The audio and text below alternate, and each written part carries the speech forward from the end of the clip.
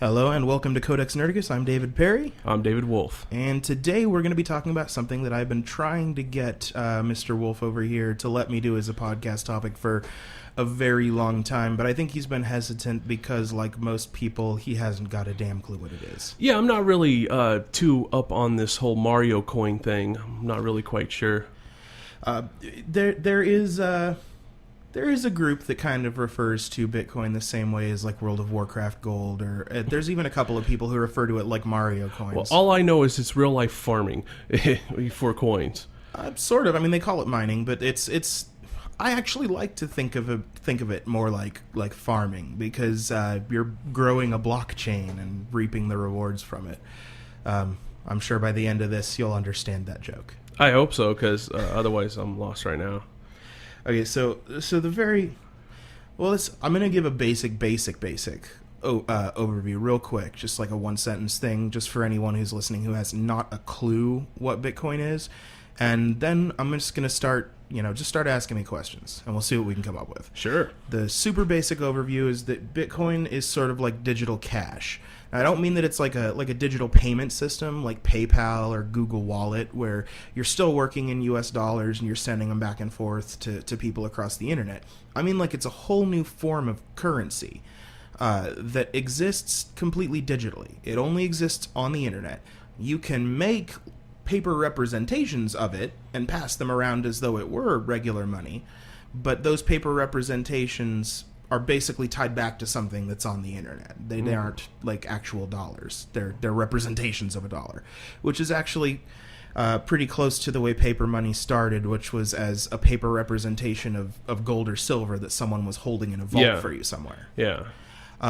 So the idea behind it is, number one, there's a little bit of a political ideology behind it. I don't want to get too much into that because the politics in Bitcoin are just rabid. Well, with all money, you have politics. Right, exactly. Well, but the reason there's politics in all money, and the reason why Bitcoin, a lot of people are saying, is explicitly trying to be apolitical, is that the reason you have politics in your money is because your money is printed by your government. So how can you not have politics in your money? I'll give you that. So Bitcoin isn't printed by a government. It's not printed at all, technically, but it's not under the control of a government, and it's explicitly designed to be hard for anyone to control. It's this big peer-to-peer, sort of like BitTorrent. It's like a big file-sharing network, except instead of sharing copies of Game of Thrones, we're all sharing this big distributed ledger, this big transaction database that says how much is in what account. Okay, so that's kind of the basic way that it works. And then there are exchanges where it's bought and sold, kind of like stocks or gold or comic books or whatever. Well, and that's the one thing that's always kind of confused me about it, is what do you use it to purchase? I understand that you can use it to purchase things online, I guess, or maybe ordering something, but I've never seen an option for it anywhere, and I do a lot of online shopping. The list of things that you can purchase with Bitcoin is growing. Okay. I mean, as a percentage of the entire internet, yeah, it's really small. The number of sites that actually accept Bitcoin is vanishingly small. Question is the big ones. The big ones are not on board yet. There are a couple that are starting to. I know you got a fiance and I'm married, but OkCupid, the big dating site, they're pretty big and well known. They just started accepting Bitcoins. There are a couple of sites that are fairly large. Wikipedia still won't accept Bitcoin donations for total bullshit reasons. But a lot of charitable sites will accept Bitcoin donations because, and this is actually kind of interesting, the level of anonymity or publicity you have with what's in your bank account is entirely up to you. If you want to go out of your way to be completely and totally anonymous, and you're very careful about how you spend money and how it can be tracked back to you, it can be totally anonymous. And that's, I mean, I hate to even bring it up because you can't even, in the mainstream media where you don't control it, you can't have a discussion about Bitcoin without having a discussion about Silk Road, this like anonymous website on Tor that you can use to buy and sell drugs with Bitcoin. The mainstream media makes it out like that's 100% of Bitcoin, like that's all it's good for is buying weed. Well, that's the thing, though. With anything, someone's going to find a way to use it the way it wasn't originally intended. Well, exactly. And not only that, but, you hear them rail about how, Bitcoin can only be used, or you can use Bitcoin to buy weed, and you can use Bitcoin to buy drugs. You can use dollars to do that stuff, too. You just can't use your credit card. If anything, it gives it a little more street cred. Exactly. I mean, people are basically just doing the same thing with Bitcoin that they do with cash because they have a lot of properties in common. Okay. Just like, if you really wanted to spend the time, you could catalog the serial numbers of all of the dollar bills in your wallet and track them all over the place. I mean, like, Where's George? You remember that? I see them daily at work. Yeah, little rubber stamps on the dollar bills, the where'sgeorge.com, and you can put in the serial number and see where your dollar's been. And, maybe that wrecks the privacy of all of those people who had those dollars. Maybe. Yeah, but it doesn't really tell you what they bought with it. Exactly. So. I mean, but that's sort of the thing. Like, your drug dealer probably isn't entering the serial numbers into Where's George for his drug money. He should. That just is amazingly stupid. But by the same token, because everyone has a copy of that big transaction database, all you have to do if you want to make your financial details public is just publish your Bitcoin address. Okay. You publish it somewhere and you say, this is our Bitcoin address. So for charities who have to give detailed accounts to the public and to the government and everybody else about where their money came from and where it went to and how much they have and how it got spent, Bitcoin makes that really, really easy. All you got to do is publish your Bitcoin address and you're done. Okay, well, let's break this down a little bit. My main question is why? Why do we need Bitcoin? Why does this need to be done? I mean, because we seem to have all these other ways of paying for goods. Why this one? Okay, let's try a little thought experiment. Imagine that you own a 7-Eleven. Done. All right. I know you're in a dozen of them daily, so it's not a stretch. Might as well own one. I'm going to be there all day anyways. So imagine you own a 7-Eleven. I come into your 7-Eleven and I want to buy something small like a candy bar. Okay. That's $8.50. Well, for the purpose of this, let's keep it just round and say it's $1. Whatever it is that I'm buying, whatever small thing, it's just $1, right? Okay, so whatever Tic Tacs, I don't care what it is. I'm buying something that costs $1. Okay. Now, without knowing anything about the payment processing industry, would you rather have cash?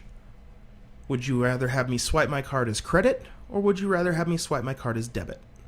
See, and that's the thing with companies like that. They don't care how they get the money. They just want the money. But see, here's the thing. They do care. In order of most to least preferable, they would rather have cash.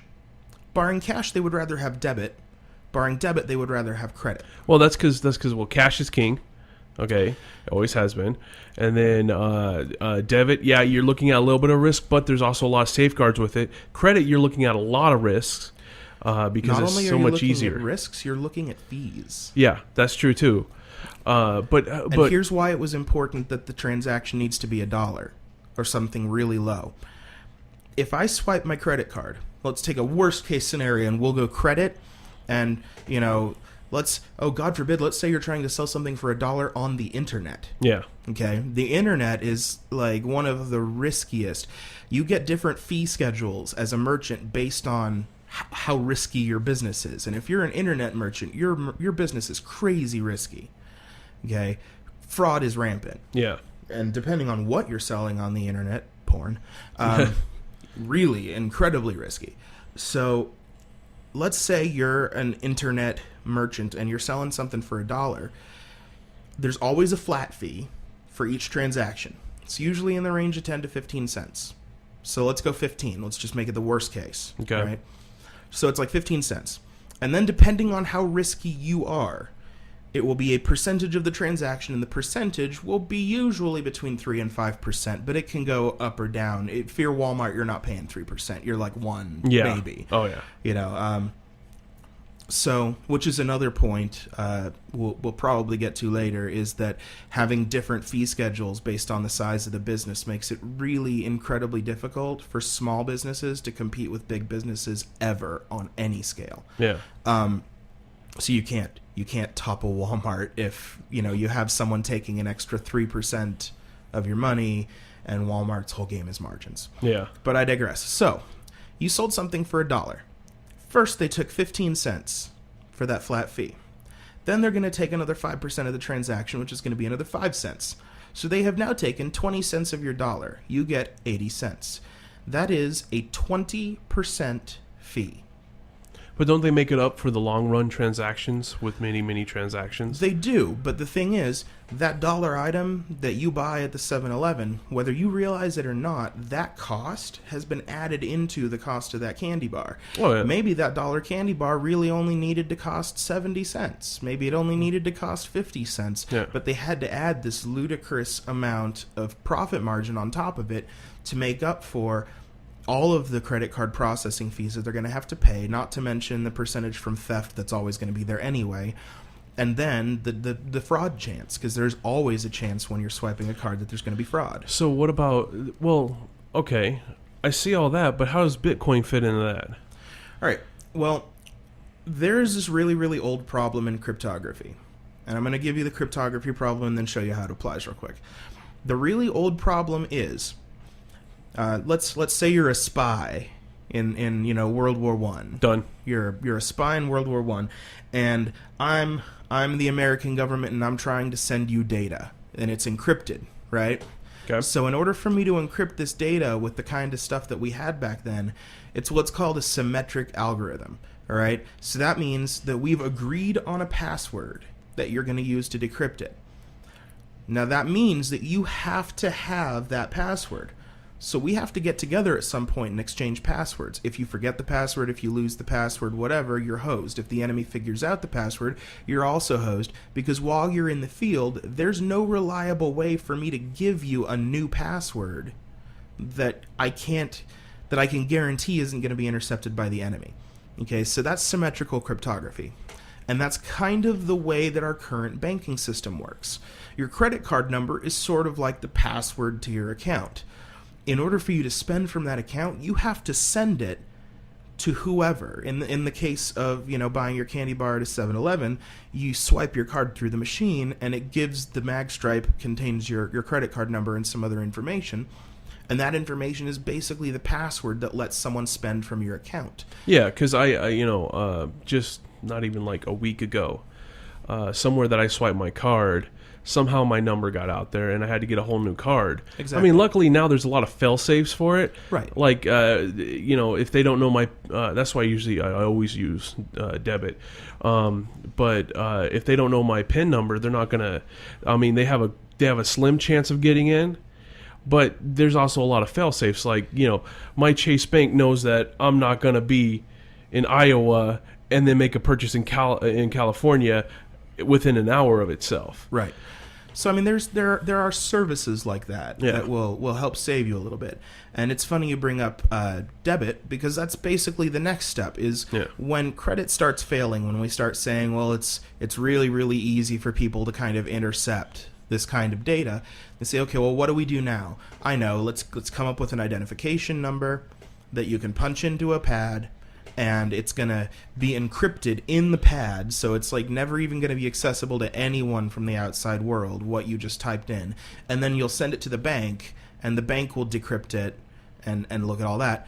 And, the obvious mechanism that everyone forgets is that it's really easy to build, a piece of plastic that snaps onto the top of the pin pad that looks like the pin pad, so that when you're pressing one, you're pressing both one on the pin pad and one on the skimmer that's just been slapped over the top of it. So now you can steal pin numbers. It's a little bit harder. Yeah. Which is why there's less of a transaction fee. It's less risky because it's harder to steal. Yeah. But it's still stealable. Yeah, absolutely. And the reason this is all stealable, the reason this is all flawed, is because it comes down to that same premise, is that you and the bank have agreed upon some specific password, basically. Your credit card number, your PIN number, your account number, date of birth, zip code, some piece of information. And you're going to use that piece of information to authorize spending. But in order to use that information, you have to send that information to the bank somehow. Yeah. And it's in that sending process that things get stolen. In the mid-'70s, some really, really clever people, and I'm going to skip the long story of this because it was simultaneously invented by two different researchers. And so there's a big fight over who actually got credit, because one of them jumped straight to the media and the other one gave it straight to the government and kept it secret. Yeah. came up with some really clever math involving prime numbers, and I'm not going to bore you with the specifics. They came up with some really clever math where instead of having one secret, you have two secrets. Okay, so this time instead of it being like a credit card where you're sending the number back and forth, it's more like a padlock. I can get a padlock and a key that match each other. Okay, and it's somewhat difficult to figure out the right key just from the padlock. Mm-hmm. But for the purposes of this analogy, let's just pretend locksmiths don't exist and that it's basically impossible.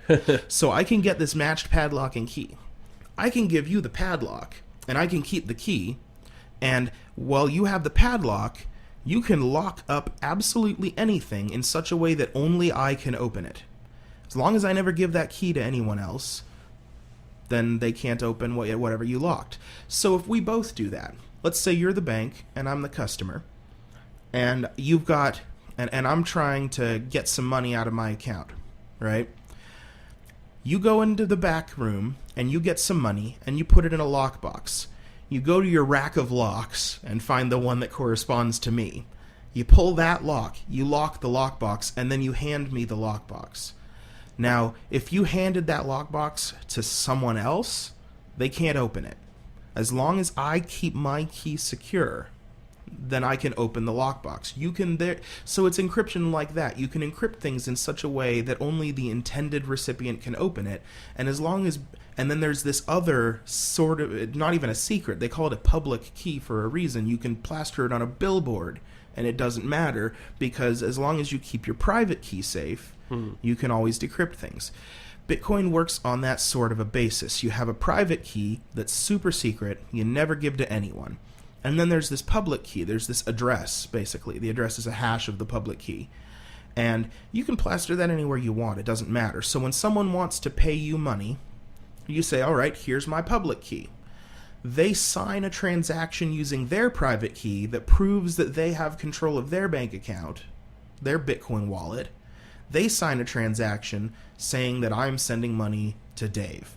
And then when I want to send money to you, you say, well, here's my public key, and then I'll use my secret private key to sign a transaction sending money to you.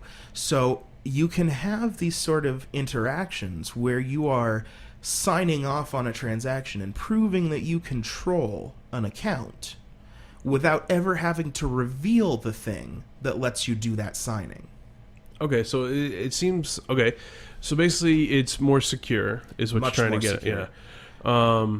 It's more secure because you never have to reveal the secret that lets you spend. Okay. Credit cards are inherently flawed in that in order to use a card, you have to reveal the secret that's on that card that's letting you spend. Yeah, so basically you're sending the messenger with the money, but they don't know where the messenger came from, kind of thing. Pretty much. Yeah. Not only is it not traceable in any way, shape, or form, but it's really easily eavesdropped on. Okay. Well, and the thing that I'm not... I get that. I just don't understand... I don't see mainstream using it yet. It seems like it's ahead of its time. You know, there is a lot of that. There is a lot of speculation saying that it's really ahead of its time, and it may very well be ahead of its time. I mean, just because we could do the technology now doesn't mean the mass populace is what is ready for it. Right. Well, I mean, like earlier I was on a Google Plus hangout, and I was talking to people about brick and mortar stores accepting Bitcoin, and the example that I gave, and people latched onto this phrase. I think it's probably one of the better unintentional Dave quotes that I've ever had. I was saying, it's actually gotten a lot of popularity with restaurants here in Vegas. And for example, out on Sunset, there's a German food place called Cafe Berlin. They make really good food. They accept Bitcoin.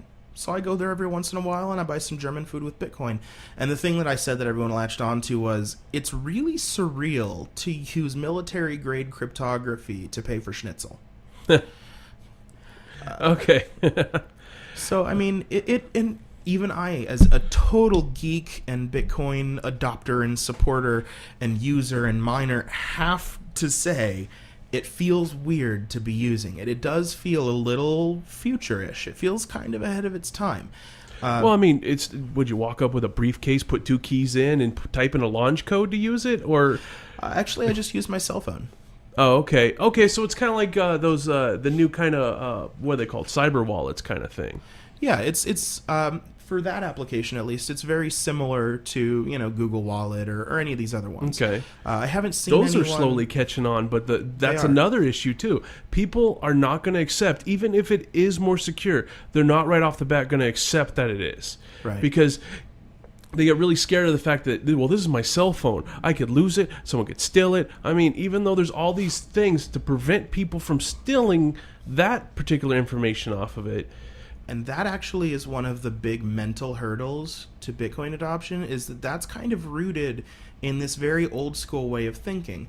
When you have a bank account at a bank, that's well, it used to be anyway, a service that the bank is doing for you. Now it's you loaning the bank your money to build Pretty much stupid things with. Spend it on whatever. Yeah. Hookers and blow. Yeah, but at least it used to be that the bank was doing a service for you. So people got really used to this idea back in the day when banks charged fees to have an account with them. They got really used to this idea that the more accounts you have, the more fees you have, so you should really only have, like one checking account and a savings account. Bitcoin doesn't penalize you for carrying a balance. It doesn't care how many addresses you have. It doesn't care how many wallets you have. So is it a bank? It's sort of like being your own bank. Okay, well, I mean, is there a hub and that's where everything is kept? Or No, actually. That's actually part of what makes Bitcoin so very, very, very resilient. Bitcoin, I hesitate to say this because it sounds kind of conspiracy theory-ish, but it's almost like Bitcoin was explicitly designed to withstand a direct attack from a powerful entity on par with the world government. I mean, it is very extremely resilient. The encryption that it uses, the padlock example was really horrible because that's like the lowest form of security, as anyone who has ever held a pair of lockpicks can tell you. Yeah. This is military-grade crypto. This is the strong stuff. I think it was Phil Zimmerman, inventor of PGP, very famously said, there are two kinds of encryption. There's the stuff you use to keep your kid sister out of your diary, and there's the stuff you use to keep other governments out of your files. This is the latter. This is the kind that you use to keep governments out of your files. This is the kind that basically is impossible, for all intents and purposes, to beat. It's very strong stuff. And then there's no central point, because that's another big point. If you look at the history of alternate currencies, most recently the Liberty Dollar. yeah. Right.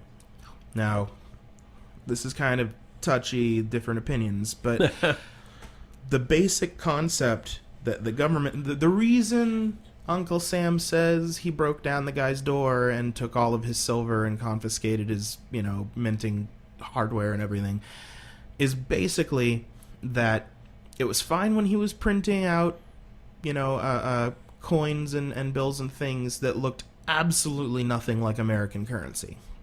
But then he started making a silver coin that kind of almost looked like a US dollar or half dollar.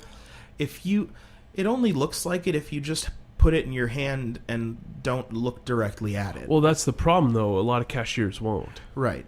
So, and I understand that, but if you actually even glance at it, just for a half a second, it's very obviously not.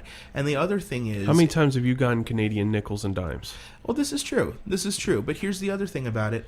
These coins are struck out of, 99.9% pure silver. Oh, so they're worth way more. They're worth way more than a quarter or a silver dollar or something. Yeah, let's not accidentally spill that.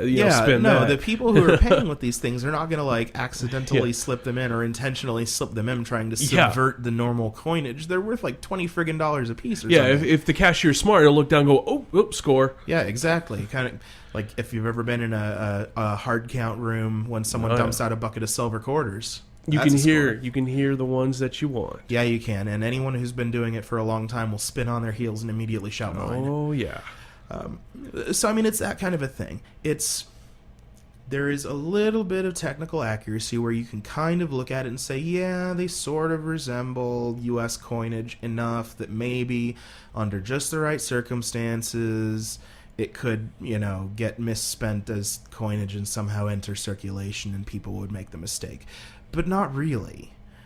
And that ended up in the federal government basically going and breaking down the guy's door and seizing all of his stuff. And in the wake of things like that, and digital currencies have had that happen too. I mean, the most commonly pointed out ones are these old, almost joke of a currency, things like e-gold and beans and flues. And I mean, one of them had like Whoopi Goldberg as a spokesperson, and they all end the same way. Some government somewhere doesn't like what they're doing, so they go and break down a door and take somebody's stuff. Okay. And so when you have a history like that, Bitcoin is explicitly designed so that there's no door for anyone to kick down. Well, I guess it doesn't seem like this is the type of, I don't know whether to call it a product or a service or a currency. That is confusing. Yeah, I'll call it a currency because, it makes it easier, or a Mario coin. Well, if it makes you feel better, there are a lot of very smart people, including some Nobel laureates, who can't figure out what they should call Bitcoin because... amateurs. If you're trading it, it's more like a commodity. If you're spending it, it's more like a currency. If you're mining it, it's more like a natural resource almost. There are times when it's the name also refers to the piece of software that makes Bitcoin happen, and it refers to the community of people, and it's crazy. We need different names for these things. Well, see, and don't get me wrong, I'm all for fake things. I don't know how many places that I have digital homes and digital property and stuff like that. So I'm all for something that's not real but is real. I think why the general public, which honestly the general public doesn't know anything about this. Right. I mean, it's out there, but if you go out, I guarantee you go out and ask 100 people, you might get one person said I heard of it. Yeah, and I mean it's been on. I mean there was an episode of The Good Wife where they featured the whole episode was about Bitcoin. Yeah. And they got some good guest stars, and it was a good episode and everything. We've been on CNN. There's a writer for Forbes who regularly releases articles. There's a lot of press about it, but I think there's a problem with the press about it. I wrote a blog post a while back about Bitcoin kind of having this image problem. The problem is the days of fair and balanced media coverage are kind of gone. Yeah. The whole purpose of the news now is to tell a story, and I think that most of the people who are doing stories on Bitcoin have already kind of decided before they even start recording how the story is going to go. So they go out and they seek people for interviews who fit their narrative. They, if they want to take this is the currency of the hackers and nerds angle, then they go out and they find the most hackery, geeky, nerdy looking person they can possibly find, that guy, to spew jargon all over the place and just confuse everybody, because that's what they want to do. If they want to sell it as being like this super political thing, they go out and find some schmuck like Alex Jones who will, talk about how Bitcoin is awesome because the lizard people who run the government are going to subvert the, paper money. If they want to sell it as this horrible economic idea that's doomed to failure, they go find people like Paul Krugman, who, for some reason, the public still trust, even though in this one specific case, back in 98, Paul Krugman basically said that the internet was going to amount to nothing and would have no effect on the economy. Oh, man, he was right on for that one. Yeah. So, I mean, in most other fields, you don't get to make a mistake that big and then still have a job. Yeah, depends on where you work. But this guy still gets interviews, and every time he's on the air, he's talking about all the horrible reasons why Bitcoin is going to fail because it's an economics, nightmare, and it's stupid, and it's not built properly. And it's like, well, that's basically what he said about the internet. So from him, that's kind of praise. Well, I don't know. Nowadays, it makes me kind of laugh because I don't really get my information and my news from actual, CNN or any kind of sources like that. I always get it from, I guess the best way to describe it is guerrilla, kind of seeing what people say or people that are involved with it, writing blogs and articles and stuff like that. You get your news the same way that people who are listening to us right now are learning about Bitcoin. Yeah, well, and that's exactly what it is. And not only that, the reason why I do it that way is because I can literally look at the same story from all different angles. Oh, absolutely. By doing it that way. And instead of I get the black and white, this is what the news anchor is telling me. Right. And there's just, no matter how much every news Every news anchor can't be spin free. If No. they're all telling you this is the no spin zone, there's still spin. The Spinning. spin is that there isn't spin. Yeah. And then there's other spin hiding beneath the lack of spin. Okay. So much spin. Well, let's get down. Let's get back down to brass tacks or brass coin, whatever. So where's it going? What's the future of this? Because it seems to me that it's useful because it's like crazy secured, which is really what anybody really wants for any kind of money they have, is for it to be secured. Oh yeah, if you involve money in anything, Yeah. you want it to be secure, so why shouldn't you make the money itself also secure? Yeah.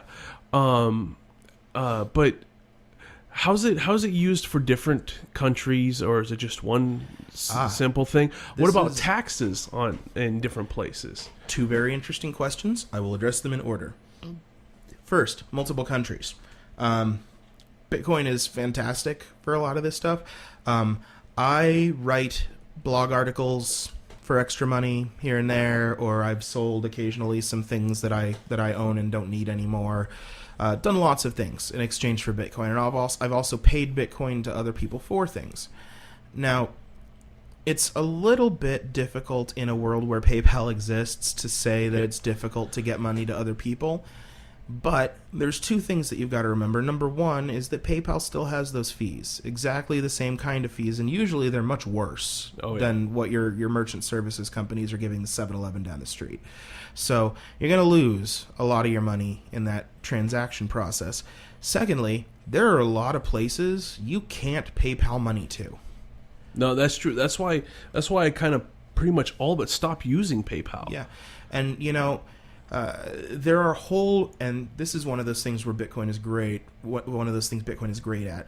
There are whole regions of the world where it's almost impossible to legitimately buy something.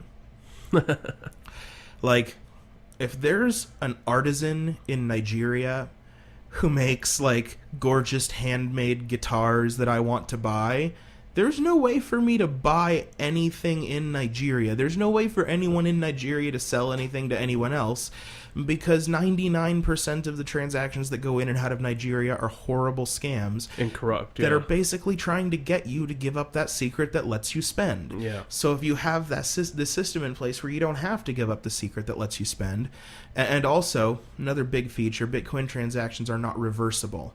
That's something I left out in the merchant example. Is, that's not really the worst case scenario that they get 20% of what I pay for your candy bar. The worst case scenario is that I buy your candy bar, you only get 80% of the dollar that I spend on it, and then I go call my bank and have them reverse the transaction, and that doesn't reimburse your fee.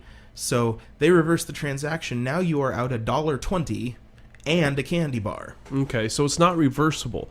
But wouldn't that be bad for the other end if you're ordering something with it? It's not necessarily bad for either end. There's a couple of different ways that you can go about this. Okay, for small transactions, it's really immaterial. Cash isn't reversible. That's true. If you give $1 to the guy at the 7-Eleven to buy that candy bar, and then you go back and say this candy bar had worms in it and I want my dollar back, you are at his mercy. It's up to that guy whether you're going to give the dollar back, and that's basically the way Bitcoin works. For large transactions, you go back to this old holdover that doesn't really exist much of anywhere anymore, except for extremely large transactions in the regular monetary world. Things like buying a house. Escrow. Yeah. For those who don't know escrow basically means if I want to sell you something and you want to buy it from me, but neither of us really trust each other, we go find some third party who either is not involved at all and is totally impartial, or who is mutually trusted. We both trust this person to be fair and equitable. We give that guy the money, you give me the property, and then when I say, yeah, this property is what I'm expecting, that guy gives you the money. If I get the property and I say this isn't what I was expecting at all, now this third party is holding the money and mediates the dispute. Okay. And decides what happens. And from that guy's perspective, there are only two ways for it to end.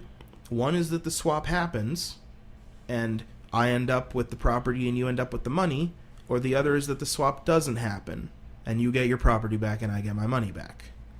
Okay. And that's very common for big purchases. Yeah, but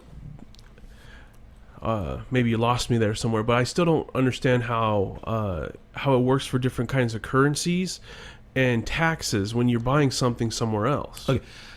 For different kinds of currencies, I guess the point that I was trying to express here is that Bitcoin is kind of country agnostic. It really doesn't care where you are. There's not a different Bitcoin for Argentina than there is a Bitcoin for So you have to set up a Europe. Bitcoin price. Right. Well, the price is actually handled completely by free market. The price is decided the same way that the price of a share of Microsoft stock is decided. If some people decide that they don't want their shares anymore and they sell them and they're willing to sell them for less than the current market price, then that becomes the new market price. So, okay, so it's constant. And that's one of the things that I think I have heard problems with, is that it's constant fluctuations. It is in constant fluctuation, but there are two important things that people need to remember. One is that it's very, very young. It's very young, and it's a very small market. So when you only have, I think right now, a little over $1 billion worth of Bitcoin in circulation, if someone decides they want to invest $1 million in Microsoft stock, it's going to affect the price of Microsoft stock when they buy $1 million worth, but not as much as it's going to affect Bitcoin's price if they decide to buy $1 million worth of Bitcoin all at once. There's much less market for them to participate in, so the same level of participation creates these wild price swings. The longer it's around, the more people are invested, the more market depth we get, the more liquidity in the market we get, the more often people use it, and the more often people exchange it for other currencies. The deeper that market gets, the harder it becomes to move. So that's one factor, is that we're just so young and small that it's easy to move the market. The other factor is people forget the value of the money in your wallet changes too. Oh, yeah, absolutely. But the thing is, you don't see it day to day. You do sort of see it day to day, but it's much slower because they've been around for so long. Yeah, these currencies, and there's so much of them, and they fluctuate relative to one another. They fluctuate relative to the price of goods. There's this, go Google the term forex trading, and there are whole markets where all people do is buy and sell different kinds of currency, like their stocks, and try to make profit off of it. So it's kind of unstable right now. Well, not really. I don't want to say unstable, but it's kind of not. It's not as rock solid as other currencies would be. Well, no, I'll even go so far as to say unstable. That's a reasonable. Assumption. It's a reasonable assertion that it's unstable, because it is. There are a lot of little miniature bubbles and things go up and they go down and they crash, and that's going to smooth with time. Okay, so basically, for my first question, other countries, basically you got to set a Bitcoin price for things. Right, and that price is basically set up by an exchange, the same way you'd set up a stock exchange. Okay. And then my other question, which I now forgot after all that rambling. You forgot too, huh? Taxes. Okay. For most legal purposes, I believe there is actually a precedent set from the U.S. government now. I'm not 100% sure. I'd have to look it up to be 100% sure. But I believe there is a precedent set now where they've officially said that they're basically treating Bitcoin like a stock. You buy in, you sell out, and the U.S. government basically only cares about the point at which you sell Bitcoins and you buy dollars with them. Right? When dollars come into your possession, it's effectively the same as if you sold stock or bonds or bought out of a mutual fund or something. And at that point, it gets taxed exactly the same way. It would be capital gains tax, which actually in the U.S. right now is cheaper than income tax. So is the government right now getting taxes off of it? There are people who are paying taxes on their Bitcoin money, yes. Okay. So there are also people, to be honest, to be fair, I have to give both sides of the fence. There are also legitimately people who are using it as a tax dodge. Because it's kind of hard to track, because it's kind of hard to see what funds are going where. There are people who are using it as a tax dodge. And just to give you a little window into the world of Bitcoin that I have to deal with, most of the people who are using it as a tax dodge actually feel like they're being reasonable about not paying their taxes because they don't support some certain thing that the government is doing, and they feel like not paying taxes on those things is defunding the government. Okay.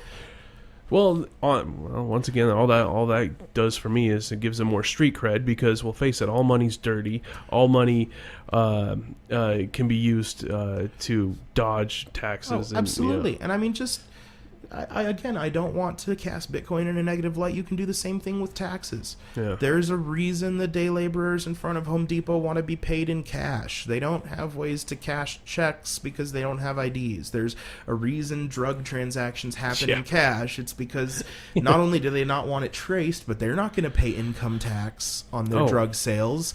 So, cash does exactly the same thing in this scenario. Okay. So what about, I think with what it is, I think that the mass public would probably accept it more if there was like a card version of it where it's like a card you swipe. There are a couple of different things in development for that. Like I said, it's already on the phones, but like you said, people aren't really trusting in that yet. Yeah, they're not. Yeah, they're not. People like physical things. But there are two different things in production. I don't know the status of them. I don't know how far along in development they are. But there are two ideas, at least, that have been proposed, and people are actively working on both of them. One of them is something that's just being referred to as Bitcoin card. And basically what it is, and it amazes me that you can fit all this in something the size of a credit card, is it's a tiny, ultra-low-powered computer, basically. Okay. And the back of the card is like a solar panel that you can use to charge the card or whatever. And it's got these tiny radios in it. And those radios can talk to base stations that you can put in your homes or public buildings or whatever. And they can also talk to each other. So the way it's supposed to work is I make a transaction either at a point-of-sale terminal that accepts Bitcoin card or with another human being who also has a Bitcoin card. At that point, the record of that transaction is stored in the Bitcoin card, and if you're doing this at a point-of-sale terminal, the point-of-sale terminal probably just behaves like Bitcoin normally does and just broadcasts the transaction to the Bitcoin network immediately. But let's say it's a person-to-person transaction and you're somewhere that, doesn't have good cell coverage or otherwise isn't connected directly to the internet. You walk around with your Bitcoin card, and every time your Bitcoin card comes within range of another Bitcoin card, it says, "Hey, other Bitcoin card, here's this transaction that I made." And that card now stores a copy of it. And that happens until one of those cards walks within range of a base station, and then it gets transmitted to the Bitcoin network directly. So, yeah, but wouldn't that be easy to steal at that point? It would be, but actually, thank you for saying that, because I kind of never finished my thought earlier when I was talking about how I have Bitcoin on my phone, and you were like, well, what if you lose your phone? Yeah. The traditional thinking problem that we have, where it's like, oh, well, I just have the one bank account. You can have 1 million Bitcoin accounts. There's no penalty for having multiple accounts. So I, for example, have at least 3. I have one Bitcoin account that's kind of like my medium security account. It's sort of difficult to get to the money because there's a lot of passwords and stuff, and there's a couple of things that I actually haven't memorized. I have like physical tokens that have long, complex things on them, and there's backups in like a safe deposit box and stuff in case they get destroyed. So that's like my medium security, where I actually have to make an effort to get at my money. I have a really high security one where literally, this is one of the interesting things you can do, by the way. I have a paper wallet where I have generated a pair of keys, like we were talking about earlier, a private and a public key. And the private key was generated on a computer that was never connected to the internet and immediately printed and then immediately erased from the computer. So I have this piece of paper that has a Bitcoin key pair on it, and there's a corresponding address that I can send coins to, and the only way to get those coins out of that address again ever is to go back to that piece of paper and literally just read the private key off of it. It's very hard to get my coins out of that. Okay. It takes me I have to actually physically go get the paper and then use some software to get the coins out of it. But there's also the really super convenient one that's on my phone that operates just like Google Wallet and whatever, and it's just kind of like, you scan QR codes to pay things, and it's really super easy. I keep maybe $50 or $100 in that wallet.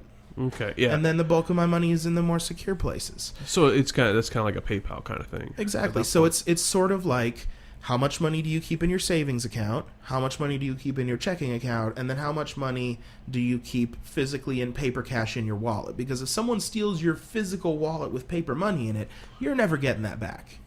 It's just like if someone stole your phone with the Bitcoin wallet on it. Whatever was in that Bitcoin wallet, you're never getting it back, just like cash.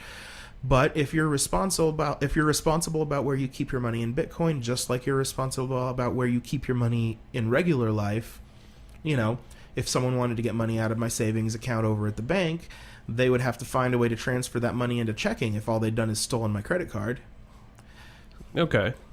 So it adds layers of difficulty. So that's the whole theft argument. Honestly, it sounds to me the reason why it hasn't like majorly took off is that it's difficult. It is not user friendly.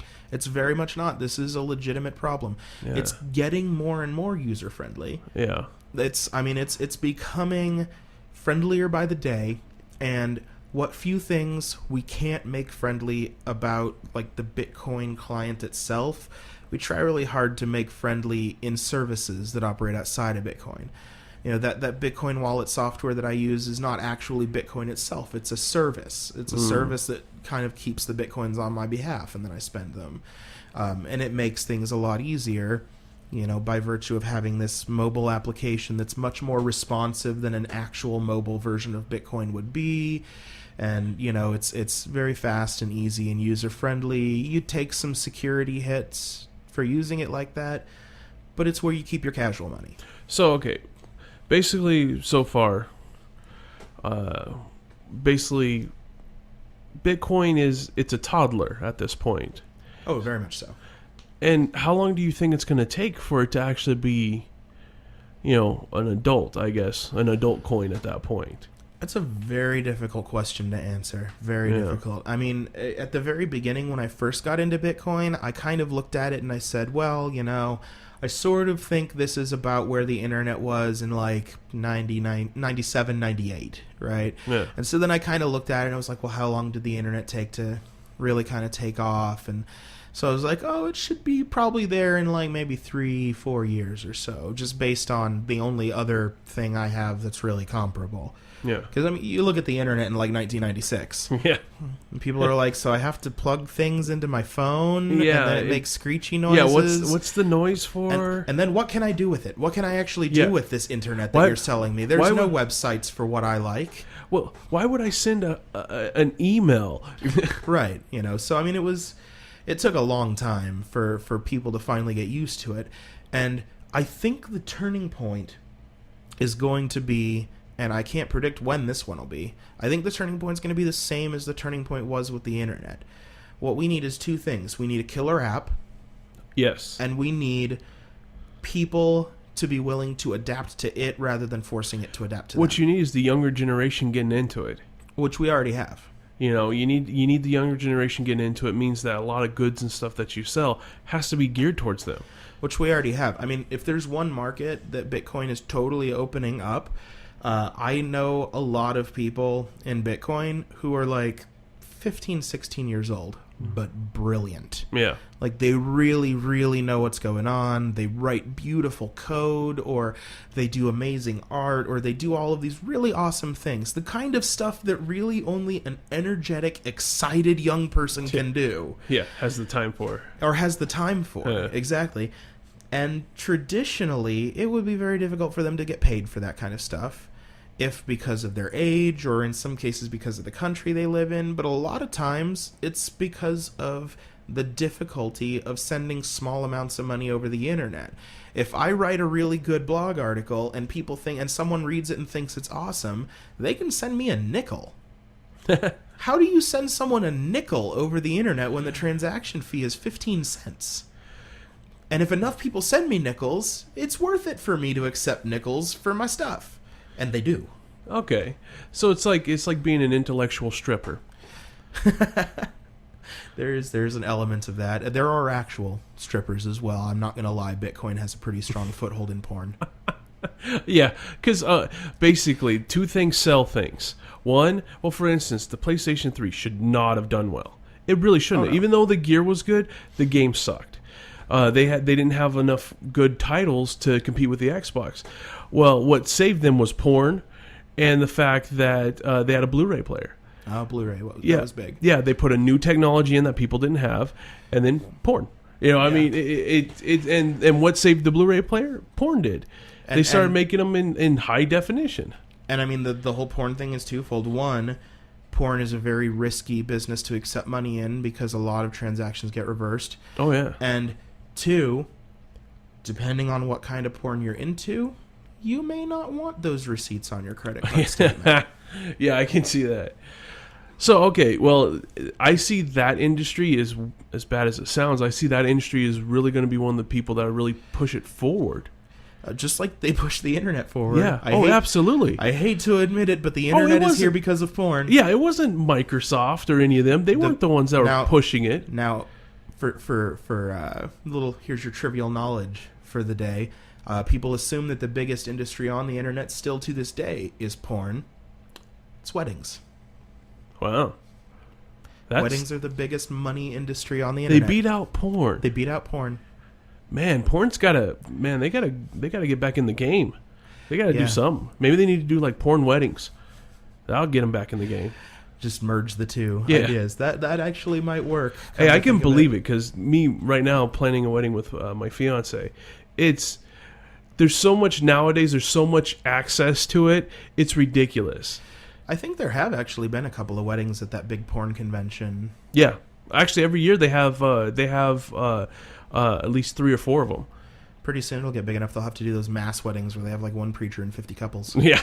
But yes, I mean that's kind of the basis. And the thing that you have to remember when everyone in the media is saying Bitcoin is only good for porn and drugs, you gotta stop and think. At one point, that's basically all the internet was good for either.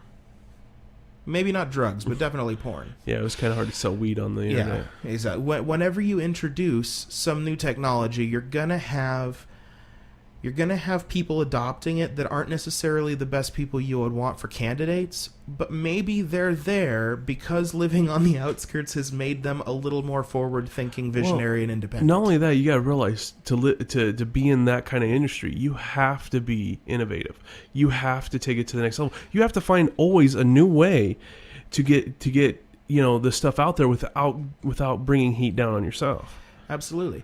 So, I mean, for me, the adoption from the kind of shady half of the internet, I don't like to hear it brought up in public a lot just because it puts a negative image that I don't think most people would understand. But for those who really get it, I think it actually says more good than bad. Oh, yeah. Well, nowadays, it was so funny because, like, even 5 years ago, whenever you're on the internet, the first person people say, what are you looking at, porn? But now it's not like that. Now it's like, what are you on, Facebook? Yeah, and that's what it is. It's slowly become so acceptable, so widespread acceptable. Maybe this is one of those things that will be, or maybe it's not. I mean, you have to look at both sides. I'm gonna say right now, this is my disclaimer: don't invest anything in Bitcoin that you can't afford to lose. Well, yeah, because it is gambling. It's basically gambling at this point. I look at the technology, and I know a lot of people, especially economists, will disagree with this statement. But I look at Bitcoin right now, and I say the same thing that Eric Voorhees says, which is one of two things is going to happen. Either this is going to be huge, it's going to be the next big thing, it's going to take over, it's going to be amazing, and any amount of money that someone would be willing to sell you a Bitcoin for right now is not enough. Because if this takes over the whole world's economy, one Bitcoin would have to be worth, on the order of $8 or $10 million for there to be enough Bitcoin to handle the world economy. But it could fail. There could be some security problem that we've overlooked. As brilliant as the people who made this stuff and continue to maintain it are, and as simple and rock solid as the basis is, there could be something that got overlooked, some fatal flaw that could cripple the whole system. There could be some way that a government could take us down that we haven't thought of, and some government could think of it and do that. There are a lot of things that can go right and a lot of things that can go wrong. There is this potential for a middle ground where things basically keep going like they're going and we become meaningful, but we don't take over and things kind of sit in the middle. But I kind of feel like if you're going to invest, you should at least feel like you're entering into that all or nothing proposition. You should feel like you're putting money into this thing and saying, either this is going to be the best investment I have ever made and I'm going to be rich from this, or it's going to tank and this money is going to disappear forever. Even if there is middle ground, you should treat it like there isn't. Well, you should also do your homework too. 'Cause Absolutely. This is definitely something that you just don't jump into. Right. I mean, we're still, like I said, we're still kind of in the infancy stage. I wouldn't say infancy. I'd say we're more like toddlers. That's why I said toddlers. Yeah. You know, but like back when we were in our infancy state, when there weren't services to help you do things, and there wasn't a lot of good documentation on how to do things like make paper wallets or how to secure a computer that you're running Bitcoin on so that people can't just break into your horribly insecure computer and just steal your stuff that's on it. If they could do that with your Word documents, then at the beginning at least they could have done that with your Bitcoin. We've put in measures to prevent that now. But back then, people who knew nothing would be like, hey, here's this really crazy speculative thing that I'm going to buy into and try to make some money off of. And then they did a really poor job of actually securing their computers, and all their Bitcoins got stolen because they didn't know what they were doing. It's much harder to get your Bitcoin stolen for being dumb now, or just uneducated. Well, and that right there is the major thing. As soon as they're able to actually secure this to where being dumb doesn't get you robbed, right, then they'll have a better chance of mass public taking it. And it's starting to get there. I started in, I'd have to say, about a year and a half ago, I think. I don't remember exactly when, but if anyone goes and looks up historical Bitcoin exchange rates and looks up the day that we hit the 25-cent mark, that's when I bought in. Because I remember getting in the day before that and looking at 25 cents and being really, really excited that each Bitcoin was worth a quarter. And now they're like $120. But I remember being really excited about that. So that, however long that is, that's how long I've been in this. And when I first started, I still remember installing the program, downloading the blockchain. It took like 8 or 10 hours, and if you try to do it with that same piece of software today, the blockchain is so huge that you might as well leave it running over the long weekend because you're not going to do anything anytime soon. It was difficult to use. It felt a little... It wasn't buggy. It's not that there were like major world-ending flaws or anything. It just wasn't easy to use. The interface, like the core that actually did stuff, has always been solid.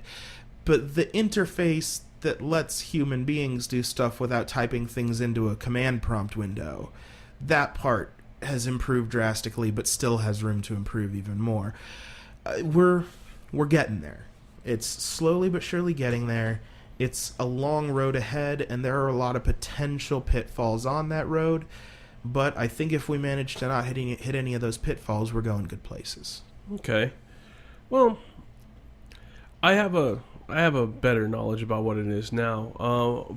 I just, like I said, I think that once they get a little more secured and user friendly, it's got to be more user friendly in order for this to actually work. But then again, though, this is just the mining phase of it. We didn't even talk about mining. Yeah, that's the why of mining is difficult. I'm gonna let people do their own research on that one. I'm going to tell you that it is a proof of work. That's an important word, 3 words. Remember that and Google them. It's a proof of work solution, and here's the other important term, to the Byzantine generals problem. Oh yeah, that's easy to remember. Yeah. Proof of work solution to the Byzantine generals problem. Basically, it's a really complex... I mean, I feel bad even starting to talk about it without a couple of hours to discuss it. It's so complex. But basically, the problem is when you have a whole bunch of anonymous people talking to each other over the internet in this big peer-to-peer mesh network, and people are relaying transactions on behalf of other people, how do you trust anyone in that environment? How do you know that the person who just sent you a transaction is actually valid and real and not sending you fake garbage data? How do you trust things? Well, the same way in the beginning of the credit card and the debit card. It was the same thing. Well, in the beginning of debit and credit card, the trust problem only existed because the central authority that ran those things was untrustworthy. Nowadays, we all pretty much, probably shouldn't, but we all pretty much trust Visa and MasterCard International just explicitly. We probably shouldn't, but we do. And the problem here is that there is no central authority. it's really easy to assess the trustworthiness of a system when there's a central authority. You just assess the trustworthiness of that central authority. How much do you trust U.S. dollars? You trust them as much as you trust the U.S. government, because that's who makes them, that's who controls them, that's who does everything about the U.S. dollar, is the government. How much do you trust your credit card? How much do you trust the people whose logos are on that credit card? Done. It's an easy problem. How much do you trust? Here's a question. Not the entity themselves, not like the building that has the name on the side of it and the spokespeople and the board of directors, but I'm talking as a group of people who all subscribe. How much do you trust, let's say, the NRA? The NRA? Right. You may have an opinion about the leadership of the NRA, or the NRA as a regulated body. You might say, well, the NRA will probably do this, or the NRA will probably do that. But what you're really saying is the handful of people in the NRA who are actually active in politics and government will do those things. I'm saying all of the people, every single NRA member combined. Everyone who has paid dues to that organization. And it doesn't have to be the NRA. It could be, the ASPCA if you want. It could be any organization, any group of people. How much trust do you have?